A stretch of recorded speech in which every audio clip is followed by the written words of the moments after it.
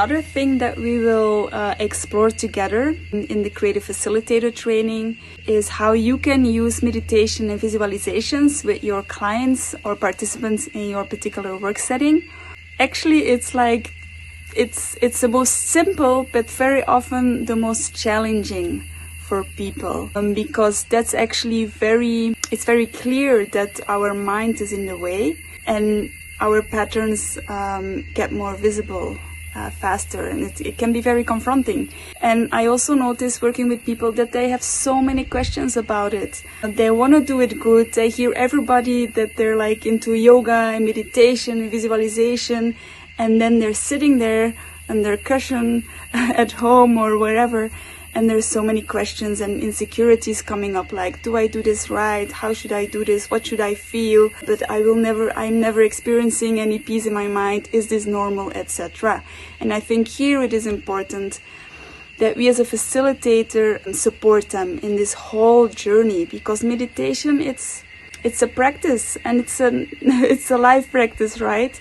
And it's a life tool, and it's very, very rich. But also it's important that people get some support on their way here, so they actually can they get a sense of what it can bring them, what it can teach them. And it's also about determination and discipline and accountability.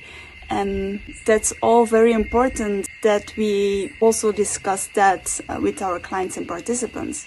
Then also it is just so easy in a way to access and to implement that in whatever kind of work that you do, whether you give retreats or individual sessions, if it's online, if it's in real life, if it's with big groups, or it really doesn't matter. Also not the age, like it's so accessible, and yet I noticed that many people or not many facilitators use it. And I think it's a very amazing tool that if you implement it and integrate it more and more in your work, it can be really, really helpful and useful. It's actually surprising. Like many people come to me for dance and movement therapy, and then I would often start with just sensing, with feeling, with going inwards, with just observing ourselves with small meditation exercises. And in the end, we spent several sessions just about meditating and observing and feeling and sensing without judgment, like what's the inner attitude, and just being, And it's really wonderful that often very young clients, they ask me at the beginning of a session, like, please, can we meditate again? Please, can you support me? Can we do it together again? Can I do it just with you here? And it's really beautiful to actually guide someone into that process. So yeah, I think there is a big need for that. And if you as a facilitator already do that, or you feel like you want to explore and go on